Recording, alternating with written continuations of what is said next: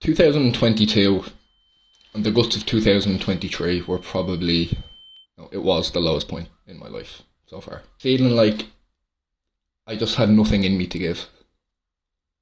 As if no matter what I did, my self-belief was just as low as it could possibly get. I really thought I wasn't going to do anything with my life. It's a year and a half of being stoned all day, every day, because I couldn't think of anything better to do with my time. It was torment, you know? That's not what life is about. That's not what being alive is supposed to be like. At least in my head, that's not how I want it to feel, how I want my life to go.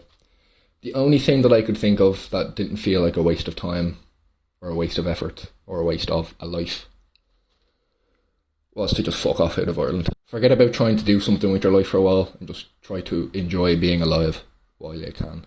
Where I really wanted to go was to the States. Anybody who's not from America knows how the rest of the world views America. Americans in general, the United States. I don't. For some reason, I love them. American people and the American culture. American people are always lovely. Every time I've met an American, I always like them. There's just something interesting about that place that I really want to check out, but I have no chance of getting a visa to go there. A working visa? No way. I mean, they're looking for computer science graduates, engineers. I have no valuable skills, especially before I came to Spain. I wasn't even a bartender at the time. My best friend Jay decided that he was going to go to the south of Spain for a while. Because he's a sun child, he just wanted to enjoy the heat, get away from Ireland for a while. And he said, come with me. So look, I'm renting a studio apartment. I've already got the money to pay for it. I was planning on staying by myself. Come for free. I don't mind. You have to learn when to say yes. And to think, I had to think about it. It wasn't an immediate yes. It took me weeks to decide if I was going to go or not. And in hindsight now, the best decision of my life. I was never able to make anything happen in moving away by myself because the aforementioned weed smoking. It's impossible to save money with the amount that I was smoking. I was doing it to myself. I didn't have the balls, or I just didn't have the guts to stop and change my life myself. I didn't have it in me.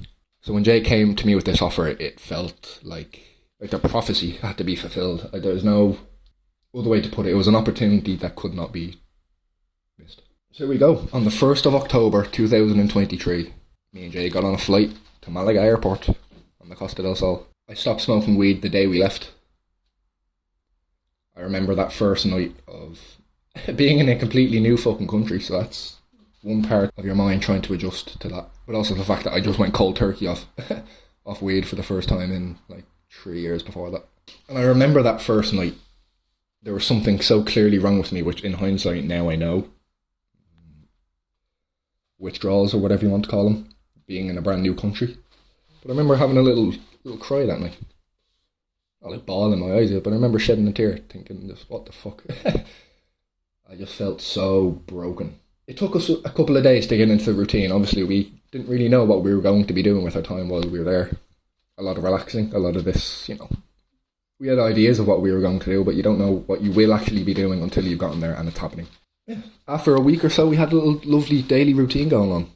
We'd wake up, chill out for a little while, It was a studio apartment, we were sleeping in the same room. This is my best friend since... I've known him since I was 4 years old. It's sleeping and living in the same room together for 2 months. There's no problem. Good night, bro. Night. Morning, bro. Morning. We would go down to the pool, do a bit of swimming, sunbathing. We would do 100 push-ups every single day while listening to music and marking down every set that we finished. 10 sets of 10 push-ups, 45 seconds in between each set. That was the daily workout. It was easy. After the push-ups, we'd go into the great Wim Hof method. The breathing exercises, where you hyperoxidize your blood. I think that's how you say it. I went 2 minutes and 20 seconds with no air in my lungs. That was my record. That was pretty cool. We would eat lunch. Every day I would go to the shop and buy fresh bread rolls. Every single day.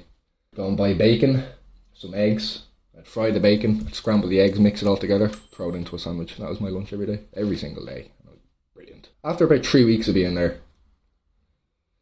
I could tell Jay seemed to not really enjoy being away from his family as much as maybe he thought he would.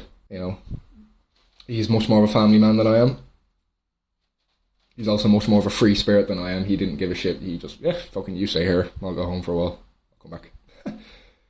That's something that would have given me some anxiety, but he didn't give a shit. So he left. Left me there in Spain by myself. It was 10 or 11 days he was gone. He was only going to go for 3 or 4, and then he was gone for 10 or 11. He seemed to miss home. He didn't love being out in the world as much as I did, or at least as much as I needed to be. He was completely content going back home. And while he was home, he met his woman, who a year on now, they're still together. He says, "This is my future wife," he said to me one night, and fucking wow.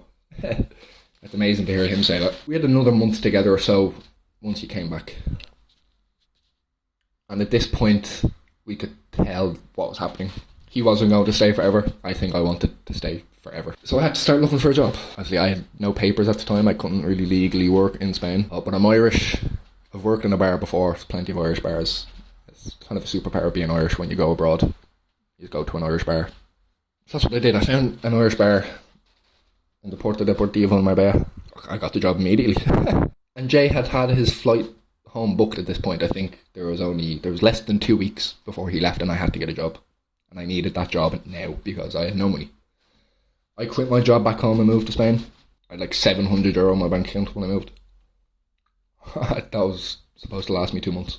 And in this time as well, Jay's father, who I had never met before, and his Uncle Jerry, they came to visit. And I got along quite well with Uncle Jerry. He was very caring. He seemed to really want me to make it work for me to stay. He could tell I didn't want to go home. And he was very supportive in making sure that I got a job and that I could stay. Which is appreciated because I've met Jerry again since then and it all worked. So it was nice to see Jerry and tell him that I made it work. He was very happy with me. I was such a fucking mess before all this. I still am a mess. I'm trying to figure it out. But I would not be in the position that I am in now without Jay.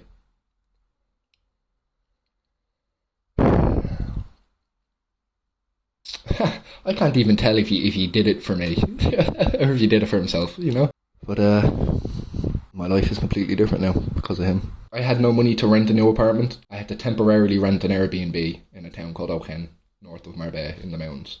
And before going up there, the day we parted ways, I remember saying goodbye. I remember us with our suitcases ordering taxis. Jay going into his taxi first on his way to Malaga Airport to go home, and me on my way to Ochen to live in the mountains. At some point, Jay went to some trinket shop and bought some little toy plastic animals.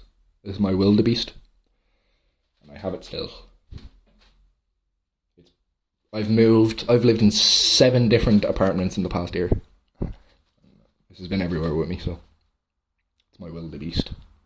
And that's where our timelines diverged, I suppose. Jay went back to start his next chapter with his future wife, and I'm here, still trying to figure shit out.